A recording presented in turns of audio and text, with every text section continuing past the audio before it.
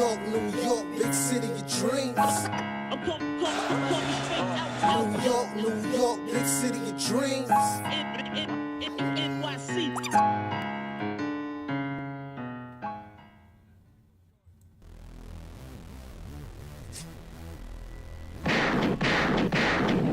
What's going on? This is Jay Ellis from the Knick Of Time Show. Here giving you that Knicks talk just the nick of time. And it's time to bust those guns because the Knicks have won 5 straight. We are 8 games over 500 and we beat the Pelicans 128-106.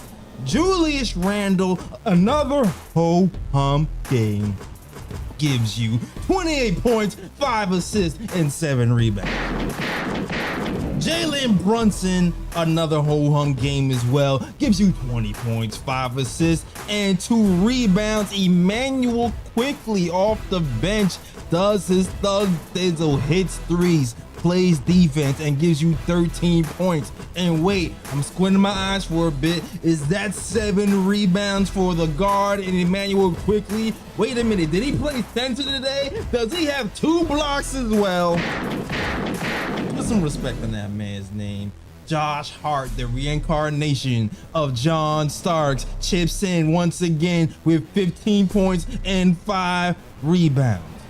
And last but not least, the Bodman, not RJ today, not Rowan today. The Bodman, RJ Barrett, gives you 25 points, 7 assists, and 4 rebounds, putting together another game. The Knicks did this on a back-to-back. You would have think that the Pelicans played yesterday, but no, the Knicks played yesterday and today and gave the smackdown to the Pelicans today. Had a season high 19 threes.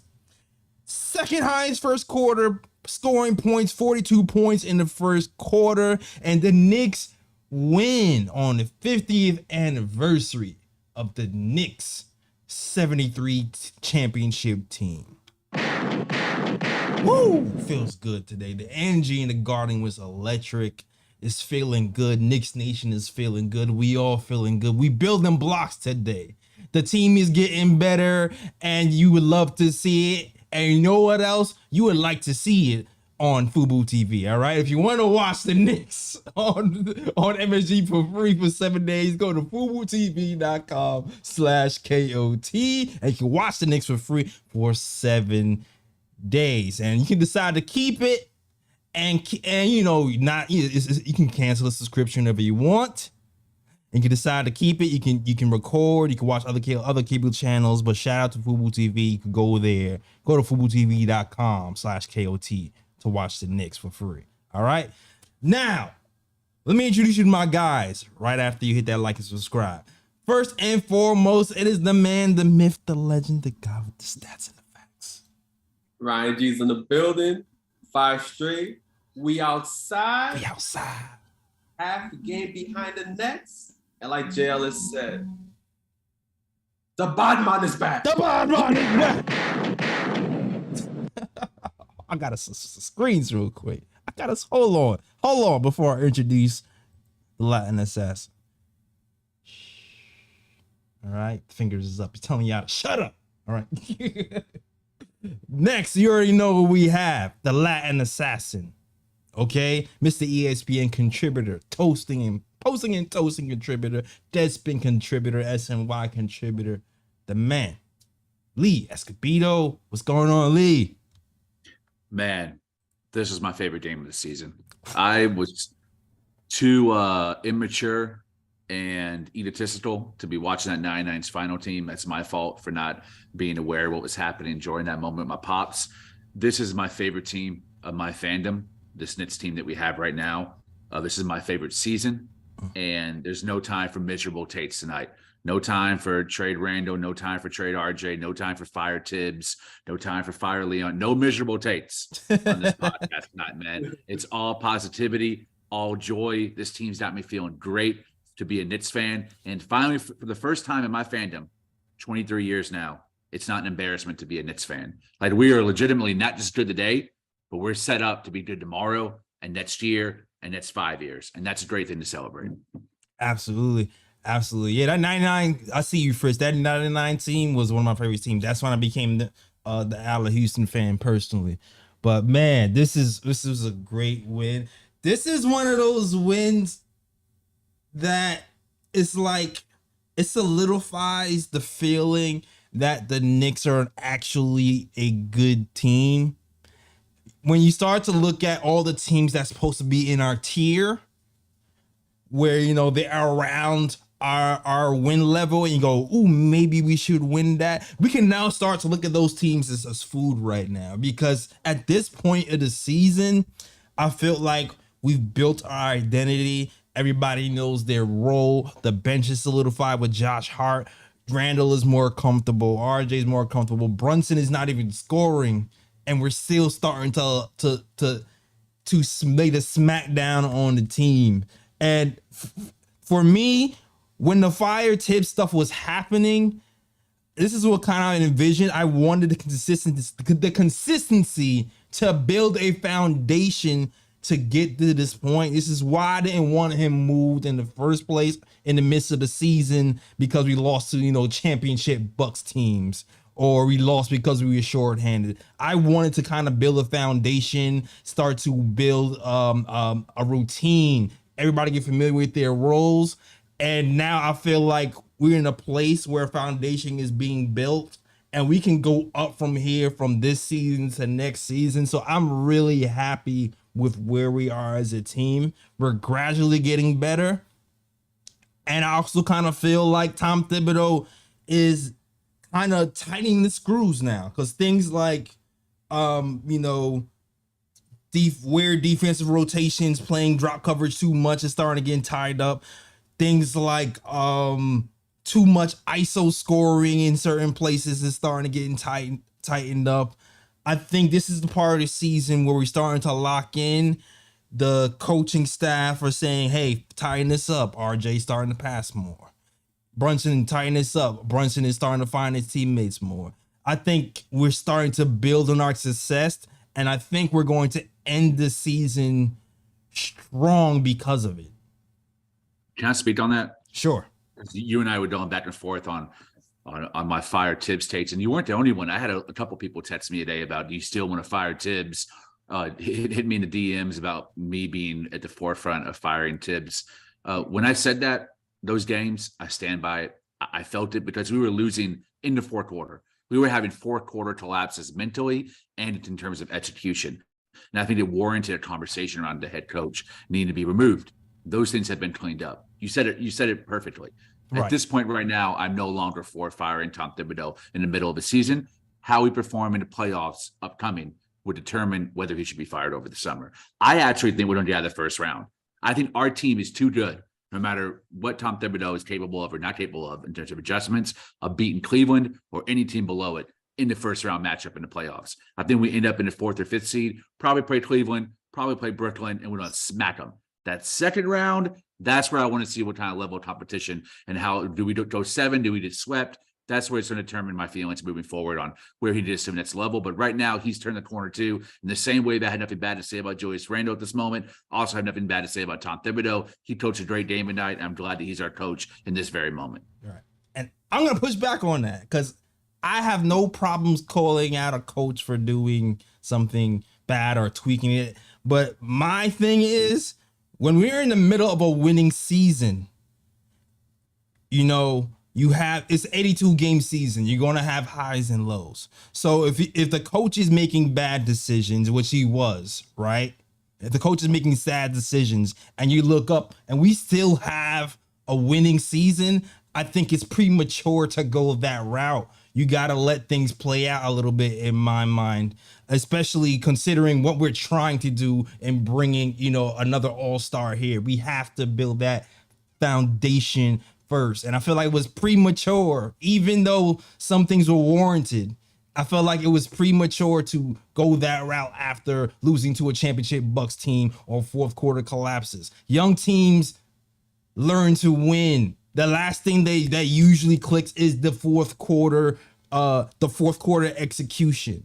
On top of that, there is a little bit of talent stuff that has to be cleaned up as well. Josh Hart is going to help a lot of that, doing a lot of the intangibles in the fourth quarter. So that's why I still feel like, even with the shortcomings, it was too premature to have that fire Tibbs conversation. The conversation I feel like should have been had was more, we need to clean this up and he needs to learn.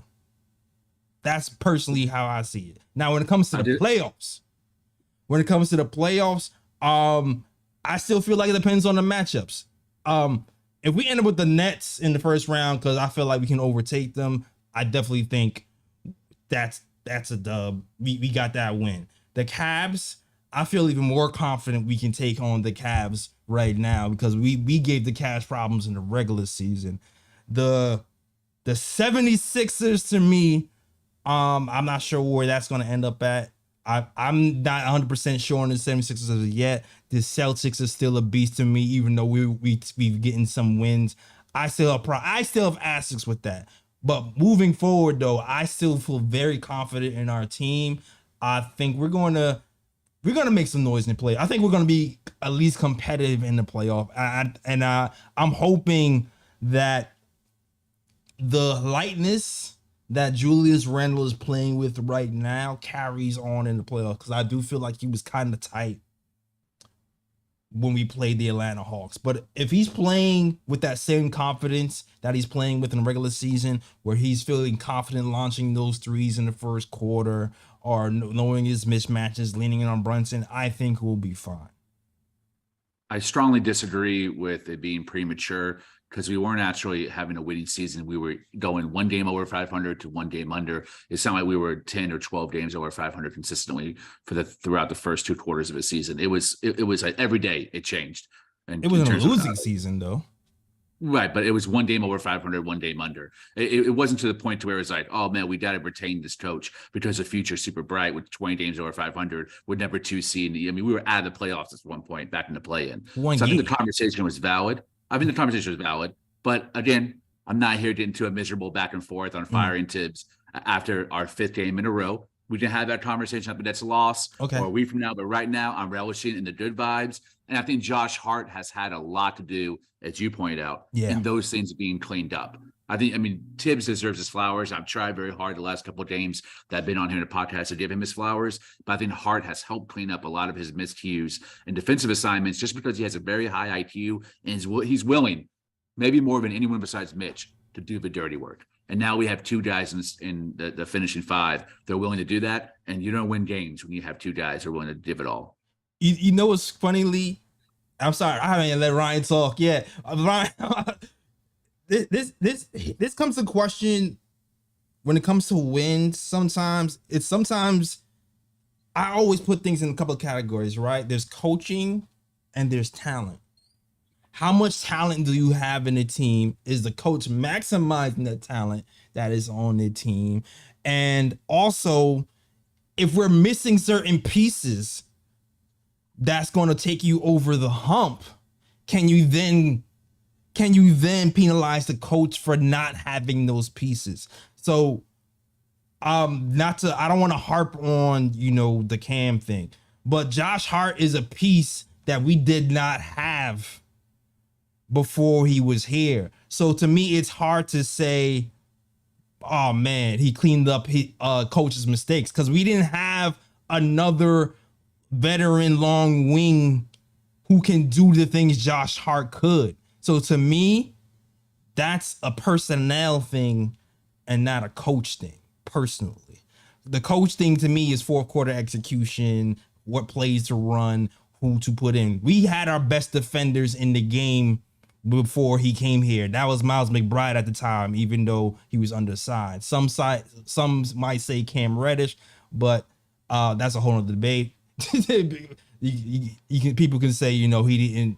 I say anyway, he wasn't really good in getting into certain rotations, and that's probably why Tibbs, defensive rotations, and that's probably why Tibbs didn't use him as much as McBride did. But that's a whole other conversation. I'm sorry to go off on a tangent. I don't know if you have anything to say. And Ryan, he looks like he wants to say something, because Ryan's been quiet. Yeah, well, I mean, since y'all just wanted just to make this a whole Thibs conversation, I did want to add something about Thibs because I feel like this is what some people forget about this because usually when people talk about development, when it comes to Thibs, people are always pointing at the young players like IQ, Mitch, RJ, Grimes, etc. But I think what people leave out a lot of times is that Thibs has also developed Julius Randle, and he's also developing Jalen Brunson this season, because if you look at it, when Julius Randle came to the Knicks that summer, I think back in like 2019, 2020, whichever year he came, Julius Randle was not an all-star player. He was a good player. Yep. He was a good player, but he wasn't an all-star player. During his time with the Knicks, he pretty much developed into an all-star player, a double-double machine who's giving you 25 and basically 10, 11 a night. And now you have Jalen Brunson coming in now. We know Jalen Brunson was nice with his time in Dallas. You know, he played well, but the Jalen Brunson we're seeing with the Knicks today, we didn't know this guy was like this when he came to the Knicks. And like when I watch this Knicks team now, and I'm not really a person with hot takes. I leave all the hot takes to Lee, because Lee's the one that'll just put stuff out there and be like, this is gonna happen, that's gonna happen, and predicting stuff. But when I watch this Knicks team now, and I'm just seeing what's happening before my eyes, and I don't really want to jump and say it, but the way that they've developed Julius Randle, the way they've developed Jalen Brunson, basically those are two all-star players right there on the squad at the moment, and those are two go-to guys where if you need a basket, they can get you a basket. The team has the right mentality at the moment.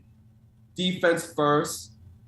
They play with a whole lot of energy on both sides of the ball. They're very, like, the mentality is there. And then they have the bench players as well. Guys can bring off the bench that, when you put them in the game, immediate impact, IQ, heart, etc. And before now, I always used to think that the Knicks are probably like 2-3 moves away from becoming a championship team. But I'm going to put it out there. The way I've been seeing the Knicks playing lately, and the way I've seen Julius Randle and Jalen Brunson develop under Thibs right now at the moment, I would say the Knicks are probably one special talent away. Yeah. If they get a wing, an elite wing, two-way player, yeah, I would start saying championship. Facts. I agree. Me too. I agree. I agree 100%. Almost every article I've written about Thibs has been critical. I always say he's an underrated developer. Has been from his days back in Chicago Bulls. He takes guys and he reaches maximum potential from them. You can see it in Anderson, Brunson, Randle quickly. Mitchell Robinson, Quentin Grimes, McBride, Sims, Hartenstein. He's gotten maximum potential out of all of these guys. Our entire rotation, with the exception of maybe Obi Toppin and RJ Barrett, everyone's been maximized. And I'll go further, Ryan. I think we can go to the East Conference Finals this year. I think we can make a run. Hot take McGee Lee. I think we have the talent. We had a discussion. Hot take in your back pocket, bro. I swear. Listen. We had this discussion a month ago, and I said there was only one team in the playoffs I fear. That's the Milwaukee Bucks. We're not beat to build them. We would get smacked by the Bucks, even if we had Phil Jackson, Red Auerbach as our coach. It wouldn't matter. But the Bucks, the way they're built, we can't contain them. Too many long stretch, powerful wings. Yeah. Not just counting Giannis. But anyone else, we can take Boston in 7 games. We can take Philly in 7 games, and we beat handily any other team in the playoffs. Miami, Toronto, Cleveland, anybody, Brooklyn, will smack them. This could be a 9-9 team. Maybe not the finals, East Conference Finals. Book it. I love this team. Whoa. Yo, Lee, man. Woo. I'm not there with you yet, bro. I'm not there with you yet. That's fine. This year listen, I love the 76ers. For me, with the 76ers is all about health. And we didn't even get into the game yet. The comments and the conversation is getting a little bit spicy and everywhere. We didn't even talk about the game yet, guys. I still want to talk about the game. But the 76ers and Embiid, I don't know what's happening with Embiid and his health, but there is nobody on our team to really match with Embiid to me. So that's the thing that I'm worried about with Embiid. The Celtics, I'm still worried about the Celtics because of their versatility on going big, small, stretch fives, all that. Everybody else, the Bucks, those are only 3 teams I really fear in the East. I feel like every other team, especially since the Nets have left town, I think we have we can beat every team pretty much, for sure, in my mind. We got super chats to contend with too. But I hope you feel in the conversation. If you like the conversation so far, the like and subscribe button is right there. Do that, please. Do that, please. All right. It's going to help the algorithm and push us to the top. We talk basketball. We talk our opinions. It's not always popular. Sometimes I'll be on my island by myself. Sometimes Lee be on the island by himself. But we talk ball and we do it the best way we can with trash talking, analytics, and everything in between. So shout out to you guys who love the KT show and are feeling this winning streak in the debates going on right now. I don't know if I cut you guys' train of thought off if you want to get something off. Well, I mean, we can pretty much get into the game, honestly. Okay. We can do that. Wait, Ryan, how far can the Knicks go in the playoffs? Tell me right now. I gotta know. Right now, I'm thinking second round. Right now, I'm not Eastern Conference Finals yet. I think second round. Trey Ellis? I'm saying second round too. I think if we don't meet the Bucks until the conference finals, we're going to make the conference finals. That's my opinion. If we meet the Bucks in the first round, we're out. Second round, we're out. But if we can avoid the Bucks, we're gonna go up until we end up matching up with them. That's my opinion. So you think the Knicks can beat either the Sixers or the Celtics? The Sixers I have more confidence in because of James Harden's playoff history, the history of him in the playoffs. Mm-hmm. He's been a dud. Mm-hmm. And it's really it's a 2-man show between Maxey and Embiid. They're pick and roll. Both Harden and Embiid and Maxey have been elite in the PNR this season. They're really hard to stop, but their supporting cast is weak and old. And we had the bigs to match up with Embiid. You throw Ihart, Sims, and Mitch on them. I mean, that's a lot of fouls. That's a lot of defense. I think we have a chance. Boston's very tough. That's a 7-game series that it just depends on how RJ shows up. He's the X factor to beat Boston. I think he's sleeping on Embiid a little bit, man. Embiid's my MVP. Yeah, he's top 3 in the NBA. Yeah. But that team is mostly Embiid, where Boston's more spread out and even with depth and better coaching. I'm not a Doc Rivers believer at all. Yeah, my thing is if it ever gets close, the way Embiid draws fouls and can be inside out. I mean, I love Mitch is you know what? We didn't have Mitch the last time versus Embiid. Mitch plays in the best on a team, in my opinion. But if the refs get a whistle happy, and that tends to happen with Embiid, who's the top of the leagues in drawing fouls, we're in trouble. We're in massive trouble. Because then we have to then lean on Hartenstein, who's a hackathon, and Sims, who gets cooked. So I think Tom Thibodeau can outcoach Doc Rivers in a playoff series. I said it. I think he can. I said it. I mean, you know what? I'm not even gonna hit the gunshots. I can see that. Yes, I can see it too. And to be honest, like the only thing that worries me, like JL said, the only thing that worries me about the Sixers is Embiid. Embiid's gonna be a problem matchup, but as for Harden and Maxey, I think the Knicks can shut down both of them. Amen, brother. Yeah, amen. But it's Embiid is the issue. It's Embiid. That's the issue. Yeah, the Knicks have a shot to shut down Harden and Maxey for sure. Embiid though, and Maxey, I don't know, man. He can go either way, man. He can go either way. I'm more confident in shutting down Harden than Maxey for a whole series, to be honest with you. Here's my last comment. Okay. There's not a single head coach in the Eastern Conference that's in the playoffs that I'm worried about. Right? I'm not the biggest Tibbs fan, but I think Tibbs can go toe-to-toe with any coach in the playoffs right now in the East Conference, including Bud, including Doc, including Mazzulla, any of them. There's not an elite coach in the East like there is the West. The West has a handful of Ty Lue, Mike Malone, Tate. Now you're right. You're right. I can see that. I can definitely see that for sure. Salute to the chat. Let's get to these super chats real quick, man. Let's get to these super chats real quick. We got a couple of super chats. First and foremost, we got a $1.99 super chat from John Baines. It says Randall underrated in the league career year. We're going to talk about Randall. Trust me. We're going to talk about Randall specifically today. So stay tuned for that conversation. Shout out to Tony Banks, who gives a $15 super chat. Shout out to you, Big spender. I says this is developing into a championship team. There is no dominant team in the league, and I agree with you. I agree with you. Yep. This is why when people were like, "Oh, this is a mid team.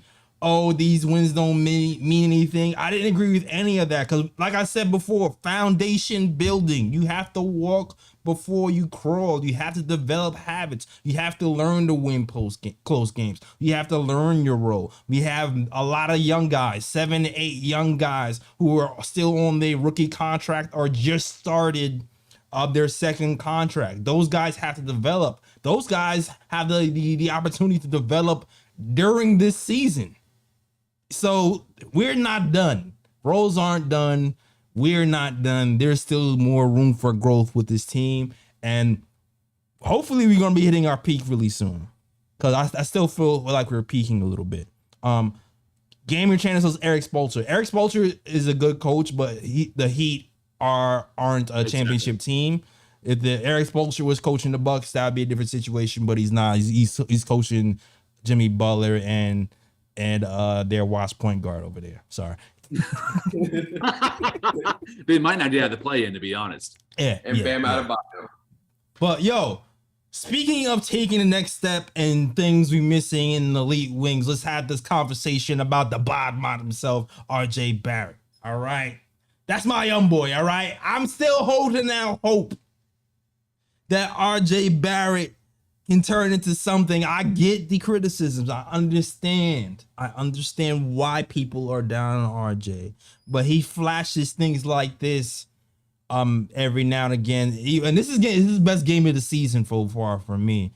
But when he flashes his passing ability with his shot making, and now this season, I mean, after the All-Star break, he's starting to play defense. He's starting to think, you know what? This can be something. This can be something. For me, what I really loved today was the 7 assists. I still wanted him to get a 10 assist game, but the 7 assists to me was a big deal. I still feel like his passing is a little underrated because of his tunnel vision, and that's his own fault. 100%. That's his own fault, not our fault. It's his own fault because he doesn't pass enough. But sometimes I feel like RJ really sees passes that are a little bit higher level than some of the guys on our team when he actually looks to pass.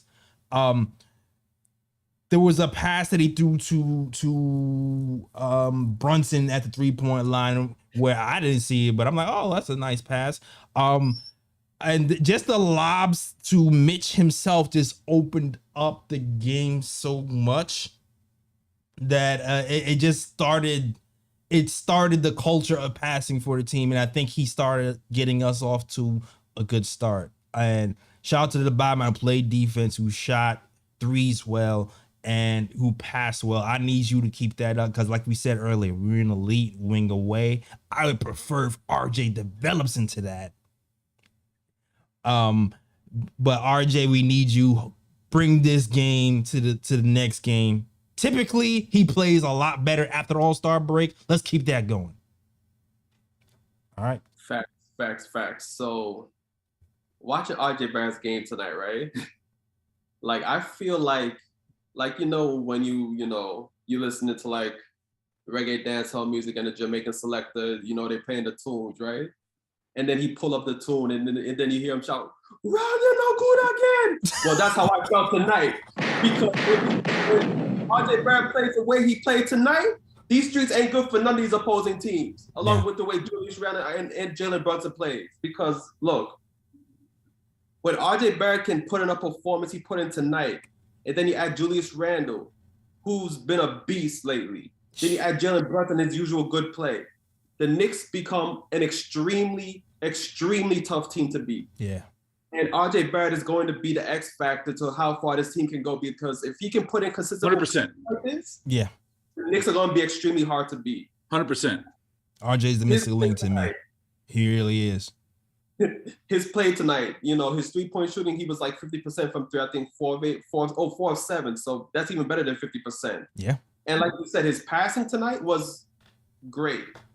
RJ Barrett, I think RJ Barrett, when RJ Barrett's mind is in the game, and he actually tries to look for passes, I believe he is one of the better passers on the team. Mm-hmm.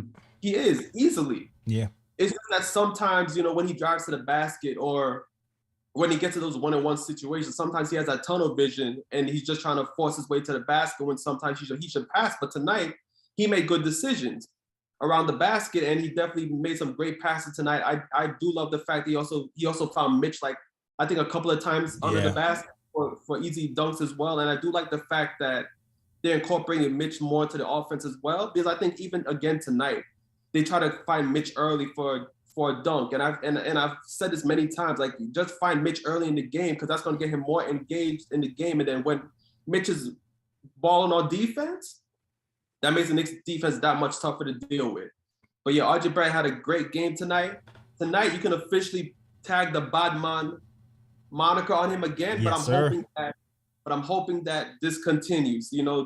Continue to give consistent performances. He doesn't have to score 25 a night. Nobody's asking him to do that. But if he can give him a consistent, like, 15, 20 efficient points a night, that's all the Knicks need from him. Mm-hmm. And good defense. Pass the ball. Ryan's been on a roll with the good takes on RJ. I think he's chronicled his ups and downs better than any other podcast or article that I've seen in the last month of his playing time. Ryan done a really great job. I agree with everything. I think RJ Barrett needed Mitch to be back because of the two-man game. When Mitch isn't in the game, he helps RJ in spacing. Mm-hmm. They're P&R together when they're both rolling to the basket. To find him for lobs is the best two-man game, but outside of Randall and Brunson, obviously. Second best two-man game on the team. And they help each other bring their best out offensively. Mitch makes RJ a threat from the perimeter, and RJ makes Mitch a threat from the lob. So, I mean, to have them both healthy and thriving right now, it adds a whole new dimension to our team. I agree 100%, Ryan. He's the X factor on how far we get into the playoffs. I've said it before, I've lowered my expectation on him being an all-star or whatever a third pick should be, but I agree. A 15 to 20 point per game efficiently, that's a key word. Efficiently. Those shooting splits need to be around 48, 38, and 78. Somewhere around there, plus or minus 2 or 3. And man, we got a solid bid 3 right there. Because Randall is approaching, another hot take, approaching superstar status, bro. Dude, my boy Randall, bro. Randall, man. Julius Randall, baby. He is balling right now. Dallas, stand up. Let's go. If RJ Barrett can be that X factor, man, Eastern Conference Finals, book it. Let's go. Oh my God. Let's go. I'm not going front, though, because it's because of Julius Randle's play and Jalen Brunson's play. That's the reason why I'm like, I think the Knicks are just one piece away. They get that elite win. Yeah. You can start thinking championship. Honestly, for the way Julius Randle and Jalen Brunson's playing right now. I got Ryan on my side. Let's go. Listen, that's been our conversation. Literally, that's kind of been our conversation for a month and a half. We've been saying that we're an elite wing away for about a month and a half. So this isn't like an actually new conversation. This is just even more excitement because now we're seeing it on a win streak, on an 8-game over 500, and with Josh Hart backing us up being a missing piece. So like this other hole being filled in, was making that one thing stand out even more for me anyway. So I completely agree with you guys. RJ Barrett is really the X factor. Yeah. Mitchell Robinson, though, I want to talk about Mitchell Robinson for a second.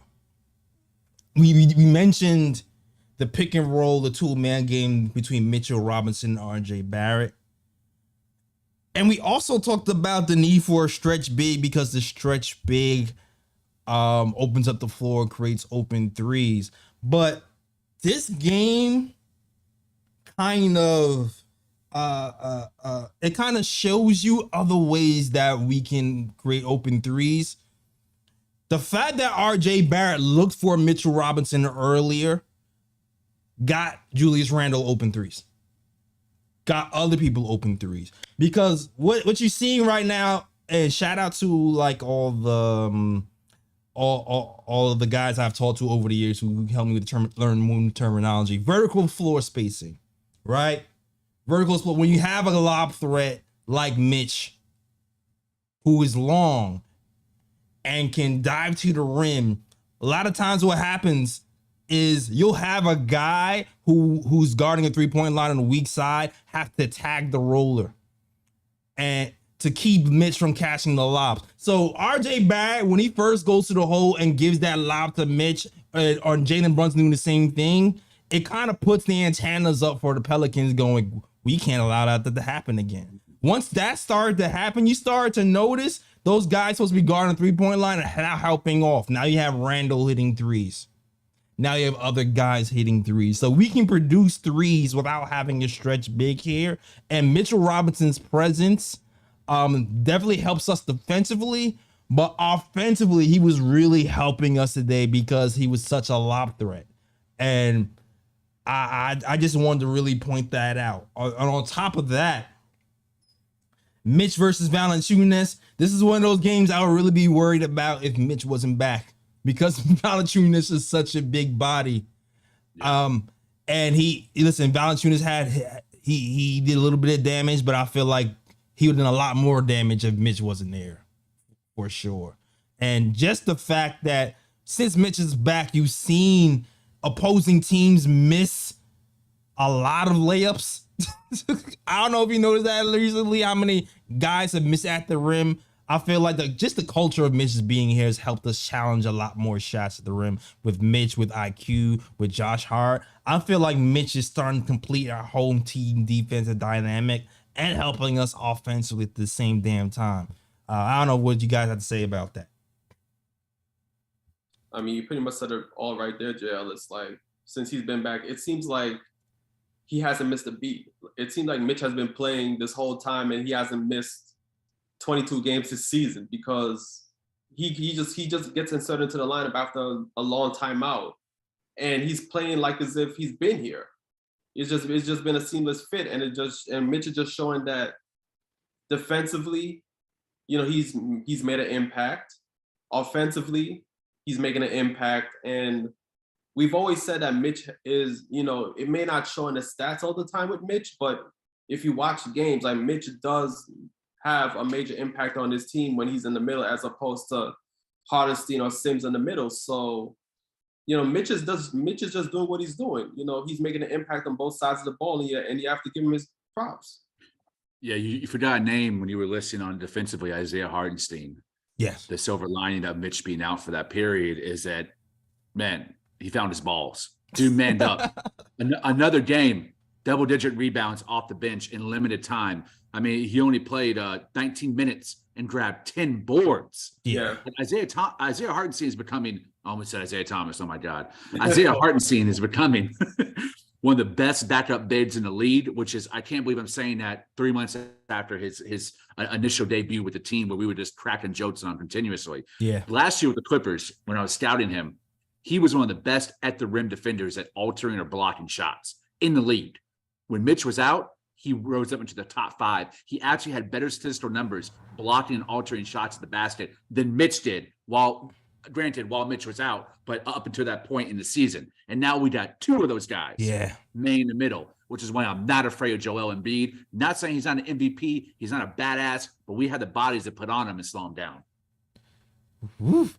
I'm still pausing on that, man. Joel Embiid versus Hartenstein. I don't know, man. he found out last time he played Joel, even though it was a good game. It was a good game. That was probably a nice spirited game. But I agree with you. Hartenstein sometimes you find out what your team is made of when somebody goes down. That's when usually the cream starts to rise to the top. It happens all the time in the NBA. Somebody gets injured, somebody starts to rise up. It happened with Darius Garland, with Colin Sexton. It's happened. It happened for IQ on his own team, and it's happened for Hartenstein as well. Definitely a blessing in disguise having Mitch out for that long. Hartenstein rising to the top, and now having 48 minutes of good center play has helped for sure. Shout out to Hartenstein, whose offensive rebounding has been outstanding, and he's going to help us for sure.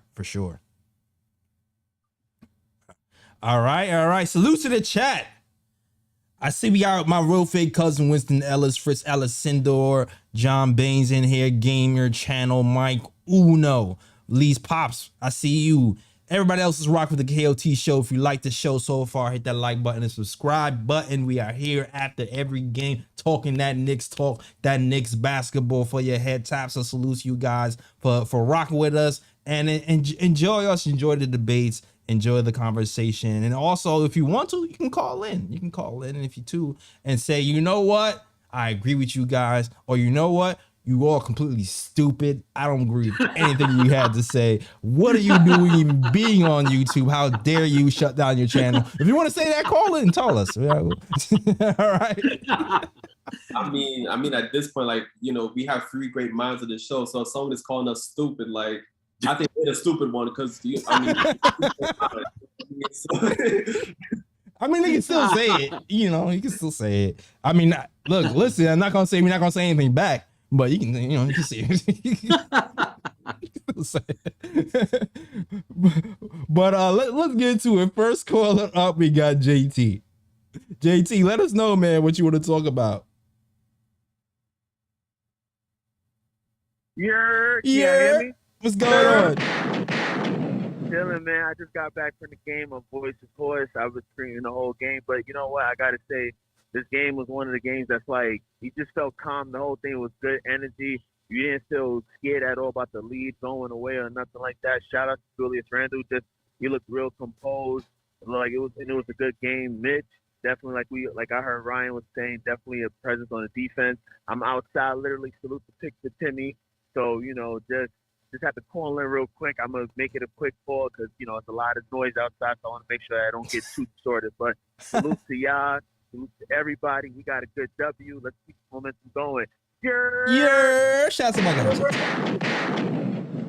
Oh yeah, the energy. You can feel the energy from the Guardian for sure. Man, yo, there's still a lot. So I still want to talk about a lot. Can we talk about Julius Randle for a second? Yes.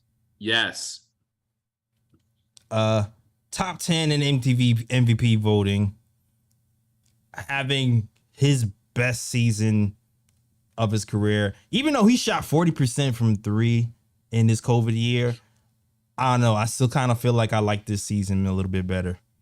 I keep saying this is the best season of the year because it's a two-way ball. Did you see the way this man was locking up Brandon Ingram? Brandon Ingram played like doo-doo today. He couldn't get anything off. And Randall has been doing that for most of the season. On top of the confidence from shooting from 3, on top of the diving to the basket, on top of the on top of the demeanor, keep holding other players accountable, but also lifting other players up. He's having a all-star season. He's definitely coming to this all-star break being locked in. And once again, gotta give credit to the coaches.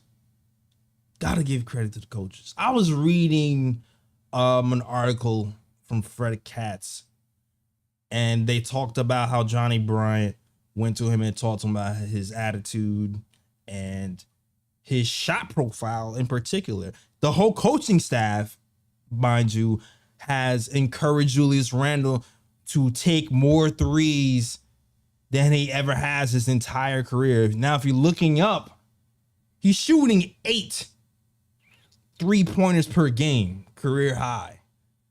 And I know in the beginning of the season, we talk about, whoa, he should be taking a little bit less threes. But we were saying it, and the coaching staff was saying the opposite. And got to give credit to the coaching staff. A lot of the reasons why Jalen Brunson has more room to operate in that mid-range area. A lot of reasons why we're successful right now is because the coaches gave Julius Randle the confidence to take those threes, get out of his own mind. Because if you remember before, he was shooting when he's supposed to be passing and passing when he's supposed to be shooting last season. Telling him it's okay to shoot has encouraged him to actually shoot the open shots and not overthink it. And I think even though we didn't want him taking as many threes, it's actually helped our team, and we were wrong. We were just flat out wrong for saying don't shoot as many. Let him fly. He's around 35% from three this season.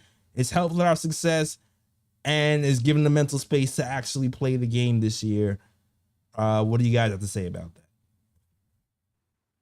Lee could go first. Man, Julius Randle. There hasn't been a player, I don't think polarized is the right word, a player that has like affected Knick fans' emotions as intensely in a real long time. I think he's done even more than Carmelo, maybe since Patrick Ewing, where someone like everyone really wants to root for him and believe in him. But there's just like, there's things, it's not necessarily like how he plays or a missed opportunity or like blowing the game. It's more about his overall energy and interaction with the fan base and how he represents New York that gives people a bad taste in their mouth at certain moments of his career here with the Knicks. All that's changed this year.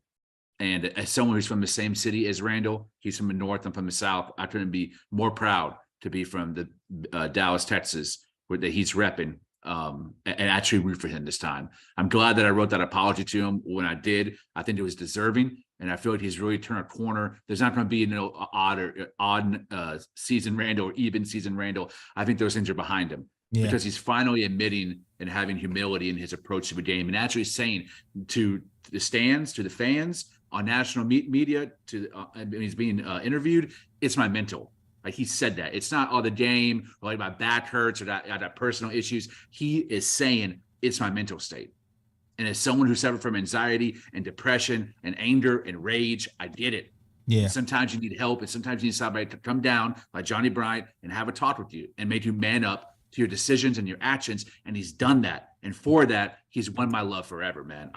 Even if whatever happens to him, I'm going to be his number one supporter. You're going to see some Randall propaganda coming out of my mouth from this point on because I can relate to him so hard. The empathy line for me to him is so strong because I get it. I know what it's like to be fucking down the dumps, to be depressed, to be angry, to go to your job, your 9 to 5, and hate that 9 to 5 and hate yourself and hate everybody around you. Absolutely. I've been there and I understand it. And he's a man playing a job.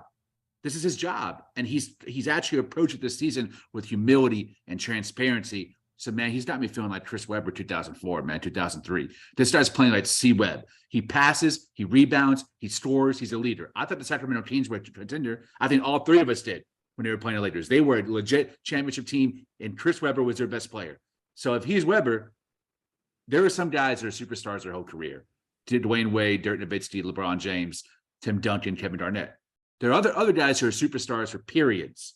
Mary Stoudemire, Chris Bosh, Rasheed Wallace. I think right now we're watching his ascension into a period of superstar play for his career. It might not happen next year again. He might not be at 2 years from now, but right now, I think Julius Randle is an upper echelon of basketball players, and I'm unbelievably happy to be here witnessing it with a Knicks jersey on my back. Well said. Yeah, and I think what I'm going to add is, I think it was after the previous game against the Wizards, they asked Thibs a question, and you have to give Thibs credit for this because I think he simplified the game for Julius Randle, because what he basically told Julius Randle was, if he shoots the three, that's going to open up the game for him because he's capable of driving to the basket, and then when he drives to the basket, he just makes simple rim reads. If you have an angle to get to the basket, you go to the basket. If that angle is cut off, then you pass the ball. And I feel like Julius Randle took that advice and he simplified the game for himself. And I think that's what's contributing to him playing so well this season, because now he's not overthinking the game. If the three is there, he takes it. Yep. If he drives to the basket and he got an angle to the basket, he drives all the way to the basket. If he drives to the basket and you see him get cut off, he's looking for the pass. And the game is just simplified for him at the moment. You rarely even see Julius Randle take mid-range jumpers nowadays. And to be honest, like the mid-range jumper is kind of getting outdated nowadays anyway. It's not really a high percentage shot as opposed to like a shot at the basket. Kevin Durant would say no. I'm just playing. Okay, go. Yeah. I'm just basing on analytics, like, what they say, like, a shot at the basket is clearly a high percentage shot, and the 3-point shot, if you can shoot that at an efficient level, 3 is more than 2. Right. But I think the game is just simplified for Julius Randle, and it's just showing on the court. Like, he's playing more free. He's not overthinking the game at the moment. And the way he's shooting the ball at the moment, the way he's shooting the 3-point shot, the way he's looking for his teammates, you know, when he gets doubled, when he's trying to go to the basket, like, and then on top of that, the defense as well. You know, the way he takes guys one-on-one, and he's actually committed to the defensive side of the ball as well. So it's not even just offense he's providing. He's providing that same effort on the defense as well. That's why Lee said Julius Randle is transforming into a superstar player, because that's what superstar players do. Right. They dominate on offense, and then on defense, they put their foot down. Yeah. And like, you know what? You can't stop me on offense, and on defense, I'm gonna shut you down as well. And that's the attitude he has on the court at the moment. And Julius Randle, like he's playing phenomenal right now, and that's why he's number 7 on the MVP list right now, according to NBA.com. Yeah. All good points. All good points. It's funny. It's funny enough. He's actually shooting elite from the mid range this season. I know he's taking a lot of threes, the most threes of his career. Short mid range, he's in the 81st percentile for his position. Long mid range, 67th percentile, which is pretty good. So, and at the rim, he's doing pretty good at the rim. Not elite, but like around league average. But the attempts from three definitely changed his game. Now, there's a conversation happening. I don't even know these people. I don't know if this conversation is even still happening anymore. Moving Randall, I feel like that conversation has completely died down. I don't know if anybody even believes that anymore. But I kind of felt like when that conversation was happening, people were afraid that he would revert. And Lee talked about being in a dark place before, being, but down on yourself and not knowing what to do and kind of getting out of that and changing your mental. I kind of feel like sometimes I just wonder, what have people been through personally? Like, has anybody ever been at one point in their life and then grown from that one point to another? Because I'm 40 right now, right? That's happened for me. So when I see people going, he can turn back, I'm like, man, are you the same person you were 5 years ago, 10 years ago? These guys are 20. You know what I mean? What did you do in your 20s? That you don't do anymore. I go, man, that was stupid. Man, I shouldn't have handled that situation that way. So when people go, they're afraid, I don't blame them for being afraid, because maybe they haven't witnessed that, or maybe they have trust issues and that's their own personal thing. But I feel like I recognize signs of people changing. And one of the first signs of people changing is personal accountability. And when he started off the season taking personal accountability, my guard started to go down a little bit, because to me, that's like the major hurdle over knowing if this is real or not. So for me, when people talk about trading high on Randall and we don't know when it's going to revert, I think the fact that he's older and the mental has switched over, I'm buying it more. Same. And on top of that, the point guard situation has been solidified. We tried that before. We tried to bring Kemba Walker here, and it didn't work out. Julius Randle was still the top playmaker on the team. Now that we have an actual playmaker here in Jalen Brunson, and he's not on his way out of the league. He's not 35. He's in his prime. It's sustainable. That gives me a lot more perspective on the situation, for me thinking that this thing can carry on for longer stretches of time, where Randall has his support in Brunson mixed with his mental shift. So I buying the Randall ascension long term for this team. Well said. Yeah.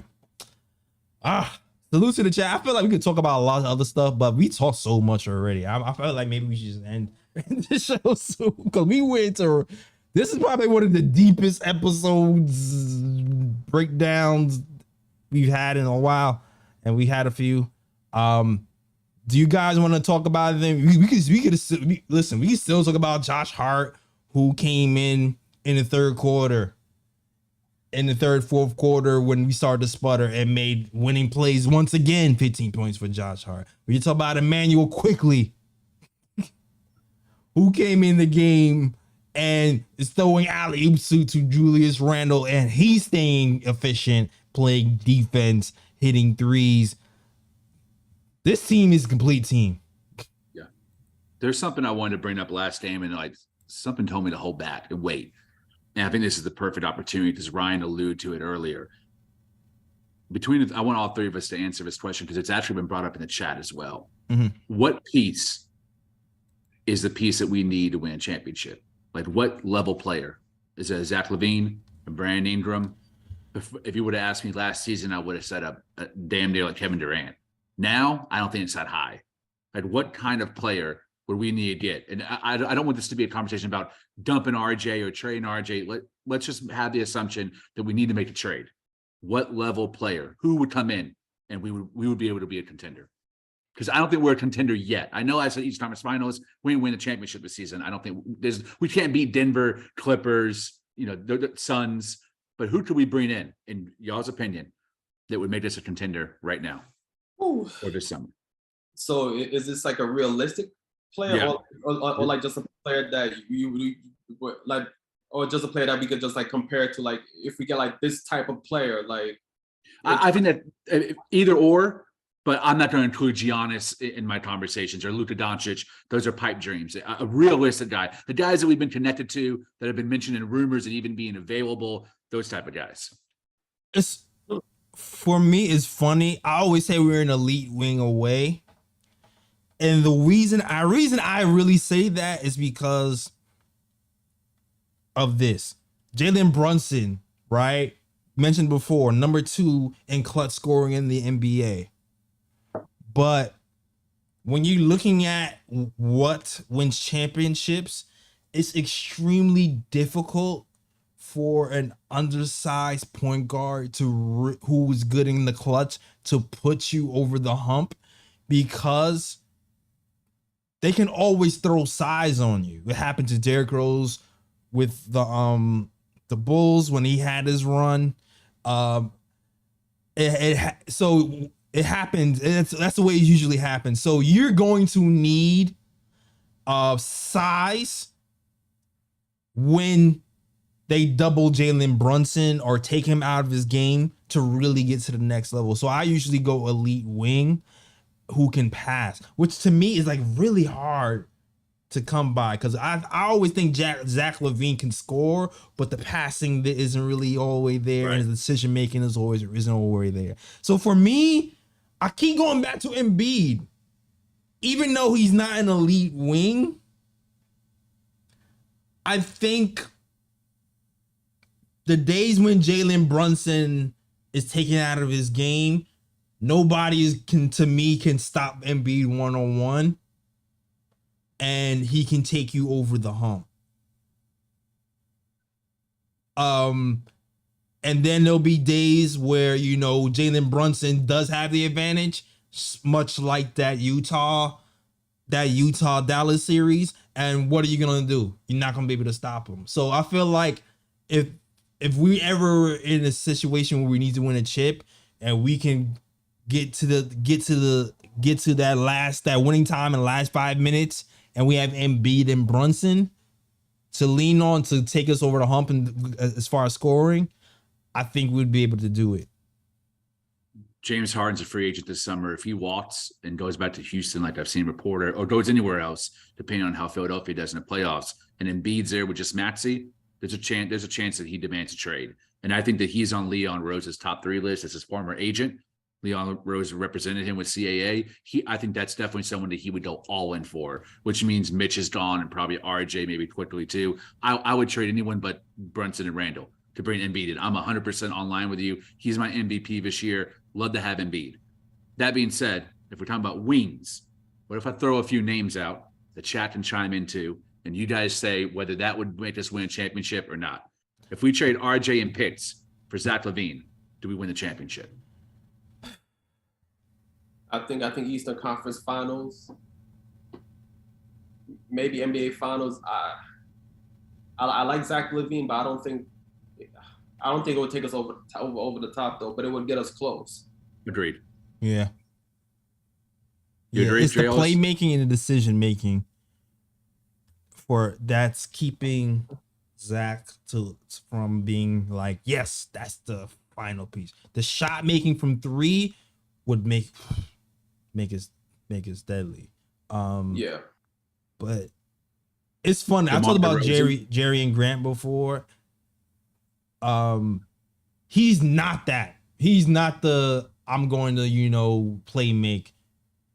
We had that conversation before. We compared. That would be like, you know what? We're going to be the modern Detroit Pistons, and like Jerry Grant would be. So it would be like Mr. Big Shot. What were we saying before, Ryan? Mr. Big Shot would be Jalen Brunson. Mitch would be Ben Wallace. Billy Trent would be like what? Rasheed Wallace. Right. Randall would be Rasheed Wallace. Grant would be like Tayshaun Prince. Yeah, Grant would be souped up Tayshaun Prince. Grimes would be Rip. And Grimes would be Rip. Yeah. And quickly be Lindsey Hunter. Right. Like, but to me, that's like it's not a guaranteed chip. Things would have to go right, but it would be like, I don't know. It was like one of those things where I talked myself into believing it, but I could also be completely wrong. Yeah. What about DeMar DeRozan? Again, I think close, but not over the top. Close. Agreed. Yeah. There is a name that I do see mentioned in the chat, and I do think that player would probably do it for us. Who? I like Jaylen Brown. Yeah. Jaylen Brown. I think Jaylen Brown will actually do it. I think Jaylen Brown would do it. Me too. I got one. What about Brandon Ingram? I was thinking about Brandon Ingram today, actually, because of the Pelicans. The only, he has to be healthy. He has to be healthy. I think Ingram would do it. I think Ingram would do it as well. Ingram still has that shot selection problem, though. Huh? Agreed. Ingram still has that shot selection problem. How old is Ingram now, yo? I would guess around Julius's age, right? Maybe 1 year younger. Ingram is like... Ingram kind of reminds me of Shumpert in the fact, right? Not in skill level, but he's injured a lot. So sometimes I feel like because he's injured a lot, it messes up his ceiling for the season, where he keeps breaking rhythm and he's not able to like get to that next level because he's not able to play a certain amount of games per season. Like, I feel like if Ingram actually was healthy year to year, I think he could actually be better than he is right now. Well, the thing with Ingram is that I just checked his age. He's 25. Yeah. He has room to grow. I think Ingram would do it. Me too. I think I might be on board with that. I think I'm gonna be on board. What about Bradley with Beal?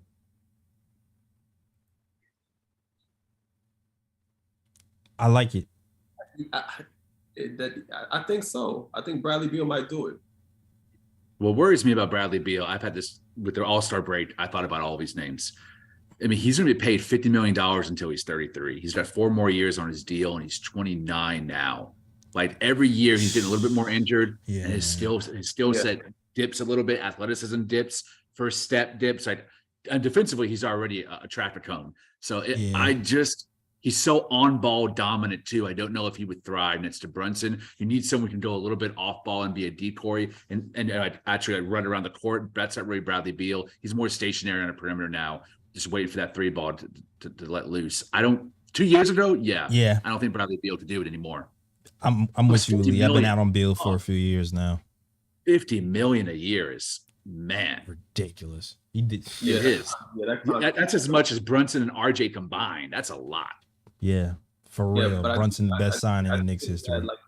that, like if a team wants to bring in Beal, like that championship would have to be won within like the first like couple of seasons. Like you Also can't a great point. Like, you can't wait until the latter part of his contract years. You got to win that. Great point. If you bring in a Bradley Beal. Yeah, Absolutely. Ooh, Paul George. I mean, I like Paul George. No, You don't think Paul George? because of when he would be available. He's not going to be available this summer. I think it's not until Kawhi's extension is out. So you'll get another like 2, maybe 3 seasons by that time. Oh, no. Okay. Yeah. Yeah. Okay, see that what makes we're sense. splitting them up That right makes now. sense. Yeah, I wasn't really looking at it. I wasn't really looking at it like a realistic type move. I was Yeah, I'm like Paul George would be perfect for this team. Paul George a free agent today? Yeah, Plug and Paul George. Yes. That might be a move. Paul George hits threes, play defense, and play. Man, that's pretty much what we freaking need. Yeah. Someone in the chat just said Andrew Wiggins, Gamers Channel. What do y'all think about that one? No, I think Eastern Conference Finals. I don't think Agreed. think Wiggins would take it on the top. Man, we're on the same page. Yeah, we're on the same defensively page. I like him, but he's like a couple of tiers. Yeah. Jimmy Butler. No. I mean, a couple of years ago, yes. Yeah, a few years ago. Also agree. Not now. Also agree. Anthony Edwards. Yes. Yes, I would. Yes, yes. Hell yes. Yeah. Yeah. Tibbs got to make him play defense. I think you would. I don't think he's a bad defender though. Like the ability is there. The ability is there for sure. Yeah. It's just the motivation has to be there. Motivation definitely has to be there. If we could keep Brunson and Randall and add Anthony Edwards, I agree with Fritz. We'd be the best team in the NBA. That seems so expensive. That would be unbelievable. I mean, listen, those guys aren't really the best at trading, okay? Facts. I mean, if you want to call somebody, if you're trying to fleece anybody, that might be the time to fleece, all right? We already seen that Gobert experiment blow up in their face. Listen, you can shine up anybody and probably get Anthony Edwards. Who knows? Exactly, and keep the main core here as well. The majority of it. Absolutely. Here's my final one. I thought about. I'm including guys I think are gettable. LeBron James. Well, yeah, LeBron is LeBron. LeBron is Lee. Yeah, listen. KOT show. We have a long history on the KOT show. There was a spell where I was known as LeBron hater on a show. Right? Not personally. This is not personal hate. Great human being. Basketball hate because of there was a time when Enes Kanter was here and they were playing the water bottle challenge. Oh yeah. And they were taunting us on the bench as the game was going along. Now, that was probably a shot at Phil Jackson and his tenure here. It probably had a lot to do with that. But from then, I was like, man, LeBron disrespects the Knicks. Man, screw LeBron. I don't want him on the Knicks. So for me, mentally, it would be hard to make that switch to be rooting for him on the Knicks because of his. Even though I know he's a good person or whatever, but that's just me personally. Too much Knicks hate history. I would do it in a heartbeat. Yeah. I think we win it all the first year he's here. Yeah, me too. Probably. If he's healthy. Those are the names I thought of. You know, the Devin Bookers and the SGAs. I don't think those are realistic, but those are the guys I thought that could be had for the right price, and that I would assume are on Leon Rose's list of consideration. We seem to agree on all of them, whether it's a yes or a no. Yeah, I agree. Man, great conversation. Man, there's so much to clip up. Woof. I'm already predicting the clips from this show are gonna be like through the roof. Let's go. As far as views, really good conversation today, guys. Really good conversation. Salute to the chat. If you're feeling the channel, if you're feeling the conversation, Knicks talk, hit that like button and subscribe button. We're here after every game talking Knicks basketball. So please join us in celebrating Knicks wins and arguing with Knicks losses. Okay. But great show, guys. Any ooh picks or any bruh picks? If for those of you who don't know, bruh picks for us or stupid things you see that you want to point out or just bad basketball plays in general. Do you guys have any bruh picks today? Not necessarily bro picks, but I do have an ooh pick though. Okay. You know, when quickly went off the backboard to Julius Randle for the dunk, I was like, yo, we have to run. Yo, and they robbed my man the assist. I didn't know they don't count those as assists. That's crazy. Wow, that's wild. Super wild. Yeah, play of the game to me. It kind of shows, it encompasses the season. The growing chemistry within our team is amazing to watch. Julius Randle. I can't believe Julius Randle's still smiling. All right. I got two bruh picks. What you got? The first one is James Dolan for being such a petty little asshole that he can't get Charles Oakley on the floor to celebrate the 1973 team. Oh. We had like only John Starks. You know, obviously Ewing was invited, but he wasn't able to get in. But like Charles Oakley needs to be on that floor, bro. Like, come on. Like Marcus Camby's there, Oakley needs to be there. And my other bruh pick is why the hell is a Mary Stoudemire, bro? Come on, bro, man. He's available for anything Knicks, man. He's just so desperate to be back on a basketball court, man. Get your ass back home, bro. I'm not gonna let you play Mari. I'm not gonna let you do it. That should be Carmelo Anthony on the floor. No, I'm not doing it. Bro. That needs to be Carmelo Anthony on the floor, bro. Come on. I mean, okay, I'll say this. In Amari Stoudemire's defense, when nobody wanted to come to the Knicks, that man decided to come to the Knicks, and when he was here for like the first half season before the Melo trade happened, he's balling for 30 games. He was balling though. He was balling. Man, whatever. That's a low bar, bro. Nice guy, phenomenal guy, but just man, I got tired of the injuries, man.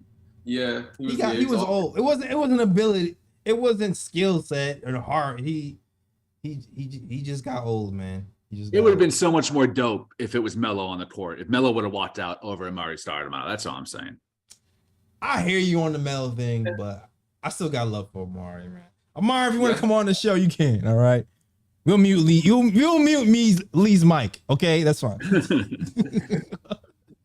I think the only reason Carmelo was not there is because I think Carmelo's still an active player, even though he's not on a team right now. So I think that's the only reason why he wasn't really on the court. At least that's what I would assume anyway. Yeah, I'm hoping Melo actually joins the Phoenix Suns. I hope they pick him up. That'd be great. I would root for Phoenix on the side. Bro, you got super chats. Oh yes, we gotta get to the super chats. Let's get to the super chats. Hold on. First, super chats. Hold on. Y'all showing out tonight. $5 super chat from Ricardo says wings. He likes Grant. I guess he's calling about Jeremy Grant. Joe Ingles. Joe Ingles is cool. Not for championship, but you know, Brandon so like a bench piece. Yeah, he's like a bench piece. Brandon Ingram for sure. Porter Jr., Aaron Gordon, Kelly Oubre, Gordon Hayward, etc. Thoughts? Gordon Hayward, no. Kelly Oubre, no. We got Josh for that. Michael Porter Jr., no. Too injury prone with the back. Yeah. Too injury prone. I love his potential, but that back situation is crazy. Yeah. Ingles, no. Nah, I like Grant and I like Ingram. That's what I like on your list. Ingram. Yeah, pretty much. Grant and Ingram are the only two I really would go for. That's a fact. But thank you for contributing to the conversation, and thank you for the $5 super chat. Appreciate it. Also Aaron Gordon is a nice player, but he would be kind of redundant here with Julius Randle here, so that's why Aaron Gordon wouldn't be on my list. Good point. Good point on Aaron Gordon. I forgot about him. And Gaming Channel also has a $5 super chat. He just wants to support. That's cool. Shout out to the Gaming Channel. We interacting on Twitter as well. All right. Great show, guys. Great show. All right. So that is our show. Lee, let them know where they can find you, sir. I remember I've been waiting to bring this up, and it finally popped in my mind, which I'm very glad I can say this. There's like some really stupid comments, on YouTube about like, and I don't mind when people roast me for my takes. That's fine. But the stupidest comment I've ever seen on a Knick of Time video is when someone criticized the use of gunshots in the show. And it really infuriated me. And I'm still playing on a rebuttal. But I found that to be a really asinine comment because unlike other Knicks podcasts, Jay Ellis and Ryan are never pandering to MSG interns and corporate oligarchs. They're here for the people, by the people. And I love the gunshots because most people who are on this channel listen to their insight and intellectual curiosity, live in neighborhoods, grew up in neighborhoods where gunshots were a part of the everyday life. And to me, it's a warm, cozy reminder that I'm here with fellow people that grew up the same way that I did. And I love that. This is home to me on this channel. I've had anxious, depressed days. I come here, I can let it all out with some great Knicks conversation. And my favorite part about the show, when I was a viewer and not on the host, were the gunshots. Because to me, it just had a great moment of celebration. Whether you're black, brown, or anything in between, when you fired shots up in the air, usually it's out of jubilation. You're celebrating something. So, man, keep those gunshots right. And that's why I'm a part of the show. And I think everyone who watches it, that's why they're a part of the show. Find me on Twitter. And gunshots. Hey! Let's go. Oh, man. It's funny because when you're rating something and you're trying to have your own niche and lane and whatever, you take in criticism for sure, but then you also have to find that balance of taking criticism and being true to yourself. And you gotta be true to yourself, man. Like if you get it, you get it. If you don't, you don't. If that's the only thing that's keeping you from watching, then I guess it's just not for you, which is cool. Facts. Which is cool. But what I love about the show is the people who are for us are for us, and they go hard. So to the guys who support the channel, who get it, thanks for rocking with us, and gunshots to you too. There's plenty of MSG intern podcasts you can go check out, bro. They're everywhere. Go check them out. Yo, my Sponsored by MSG and James Dolan, literally, bro. Oh go check my them out, god! man. They're there. Oh look, super chat, gunshots. Gunshots. And the super chat just says gunshots. Shout out to Game Channel. I love it, man. Drip more says more gunshots. I love the trolls on here, man. But yeah, I just appreciate the support for this channel. I don't know, I kind of feel like I like the vibe of the channel. I like where we're going. It's funny. I feel like we're slowly trying to getting a really solid following with you guys. So I appreciate all the support for sure. We're gonna get bigger and better, and there's more things to come. But I thank you. Thanks for the support for sure. The buck. Oh man, I love the chat, man. Shout out to Michael Ball Strip more.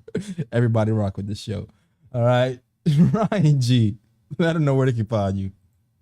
I mean, okay, before I start, giving out my IG and Twitter and this and that, like Lee, bringing up the whole, gunshots thing, like, whoever, like, leave those comments in the chat talking about, they're not, I guess, they're talking about the gunshots and how they don't like it, etc. Like that person clearly does not have Caribbean friends, because if they were familiar with Caribbean, if they had Caribbean friends and they were familiar with Caribbean culture, like gunshots not promoting violence or anything like that. It's more to like hype people up, or it's like a celebratory thing. If you if you listen to reggae, dancehall, soca music, Yeah, etc., exactly. you often hear gunshots go off as the music is playing. So it has nothing to do with violence. It's just something, you know, to get people hyped, or it could be used in a celebratory way. So I just want to get that out there, number one. But yeah, you can find me on Instagram.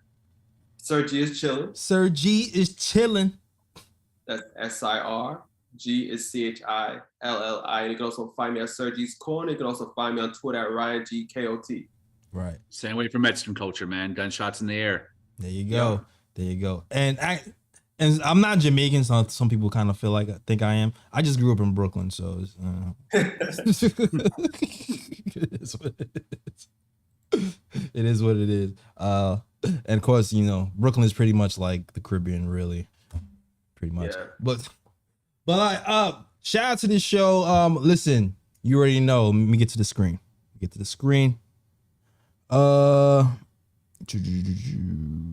Cool. All right.